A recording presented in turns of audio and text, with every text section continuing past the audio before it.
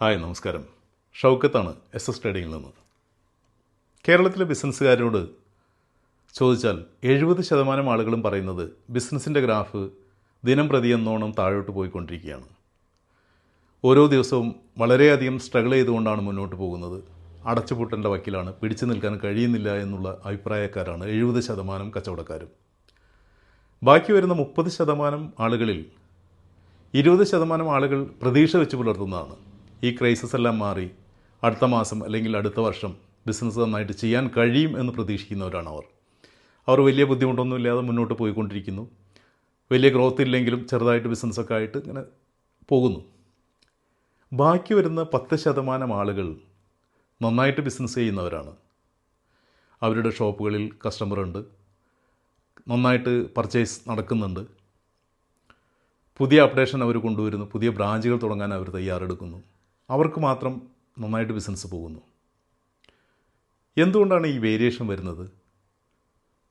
70% ആളുകൾക്ക് ബിസിനസ് ഇല്ല, 20% ആളുകൾ പിടിച്ചു നിൽക്കുന്നു, 10% മാത്രം ബിസിനസ് നന്നായിട്ട് ചെയ്യുന്നു.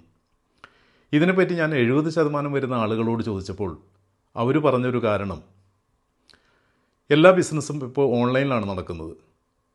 പുതിയ പ്രൊഡക്റ്റുകൾ സെർച്ച് ചെയ്യുന്നു, വീട്ടിലിരുന്നു കൊണ്ട് തന്നെ ഓർഡർ കൊടുത്ത് വാങ്ങിക്കാനുള്ള ഫെസിലിറ്റി ഉള്ളതുകൊണ്ട് കടകളെ ഡിപ്പെൻഡ് ചെയ്യുന്നത് വളരെ കുറവാണ് ആളുകൾ എന്നാണ് അവരുടെ അഭിപ്രായം. അപ്പോൾ ഞാൻ ചോദിച്ചു, ഈ 10% വരുന്ന നന്നായിട്ട് ബിസിനസ് ചെയ്യുന്ന കച്ചവടക്കാർ അവർക്കിത് ബാധിക്കുന്നില്ലേ എന്ന് ചോദിച്ചപ്പോൾ അവർക്കിതിന് ഉത്തരവുണ്ടായിരുന്നില്ല. പക്ഷേ ഞങ്ങൾക്കിതിന് വ്യക്തമായ ഉത്തരവ്. കാലവും കാലഘട്ടവും മാറുമ്പോൾ നമ്മൾ അതിനോടൊപ്പം മാറിയിട്ടില്ലെങ്കിൽ നമ്മൾ തീർച്ചയായും പുറന്തള്ളപ്പെടും. അത് ജീവിതത്തിലായാലും ബിസിനസ്സിലായാലും.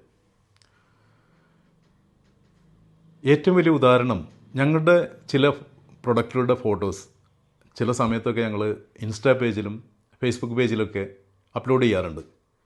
ഒരുപാട് ആളുകൾ വിളിച്ച് ഞങ്ങളോട് ചോദിക്കാറുണ്ട്, നിങ്ങളുടെ ഷോറൂം എവിടെയാണ്, നിങ്ങളിത് ഓൺലൈനായിട്ട് വിൽക്കുന്നുണ്ടോ, ഞങ്ങൾക്കിത് ആവശ്യമുണ്ട്, ഞങ്ങൾ അവിടെ വന്ന് വാങ്ങിക്കേണ്ടതുണ്ടോ എന്നൊക്കെ ചോദിച്ച് പലരും വിളിക്കാറുണ്ട്.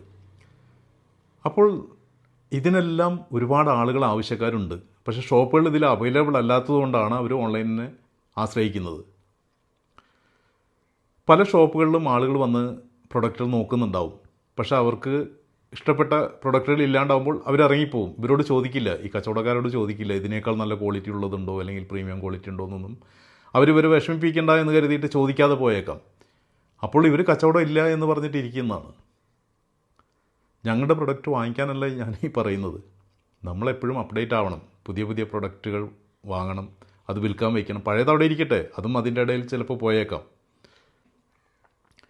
പല ഷോപ്പുകാരും ഞങ്ങളുടെ എക്സിക്യൂട്ടീവുകളോട് പറയുന്നത് ഇവിടെ ഇങ്ങനെയുള്ള വില കൂടിയ പ്രൊഡക്റ്റുകളൊന്നും പോവില്ല എന്നുള്ളതാണ്.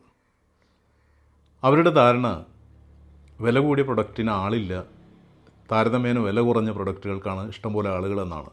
ചിലപ്പോൾ ശരിയായിരിക്കാം, പക്ഷേ പ്രീമിയം ക്വാളിറ്റി അന്വേഷിച്ച് നടക്കുന്ന ഒരുപാട് ആളുകൾ നമ്മുടെ കേരളത്തിലുണ്ട്. അവർക്കത് കിട്ടാണ്ട് വരുമ്പോഴാണ് അവരത് ഓൺലൈനെ ആശ്രയിക്കുന്നത്.